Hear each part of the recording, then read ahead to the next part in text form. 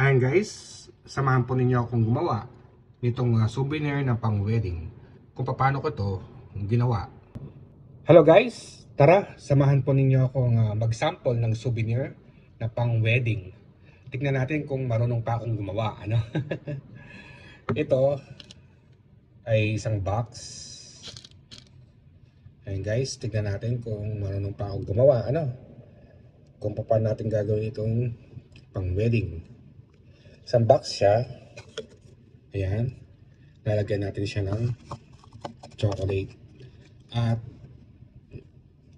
mas maganda dito kung naka-open siya, ano? Para ma-appreciate ng tao.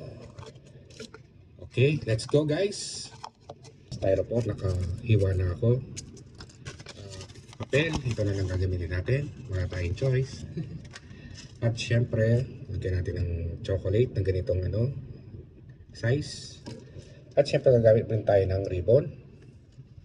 And syempre gagamit tayo ng mga pang-accessories. Tulad nito, nito. Okay. Una, babalutin muna natin ito, no? Ito. Ayan guys, binalutan ko na. Okay. Yung stripe net dapat pa ganun, ha? Para maganda yung tignan niya. Lagyan ko ng konting glue to, no? Lagyan ko ng konting glue lang. Okay. Kusa ko tong linagyan ng space dito para gusto ko kasi nakaganyan yan. Yan, di ba?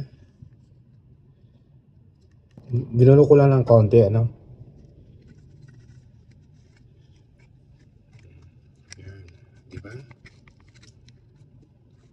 Dito ko na pala siya glino, tsaka dito, no? Para kahit paano kumapit. Ayan guys, at ang next natin gagawin ay itong mga chocolate na yan. Lagyan natin na siya ng ganito para may shining siya, no? Ayan. Ito na guys. Ayan na, nilagyan ko na dalawa. At pagkatapos, ilagay na lang natin to. Ayan. Napulot ko lang ito, ha, kasi wala akong nakitang maliit. Pero okay na rin. Tapos next. So guys, ito lang, ha, simple lang tong natin, ha. Simple lang tong ating souvenir, ha. Tapos ilalagay natin ganito to, no? Ayan guys, nilagyan ko na ng glue, no? Dikit lang natin ng ganyan.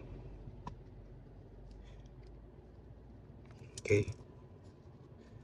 Tapos itong isa, gaganyan lang natin to, na. Okay.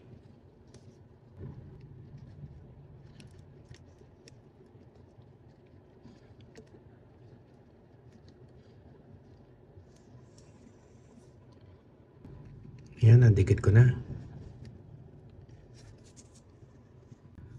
Tapos, lagyan na lang natin ng ganito, no? Dalawa.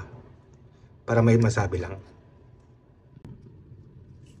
Ayan guys, dinikit ko lang ng konti, no? Pang lang naman, pang dekorasyon lang naman yon. At pagkatapos, pang wedding ito, lalagyan natin ng ganito. Ang tawag daw nila dito ay Elf Mabruk, no? Pang wedding. Sa Arabic ito, no? Elf Mabruk. Lagyan lang natin yan.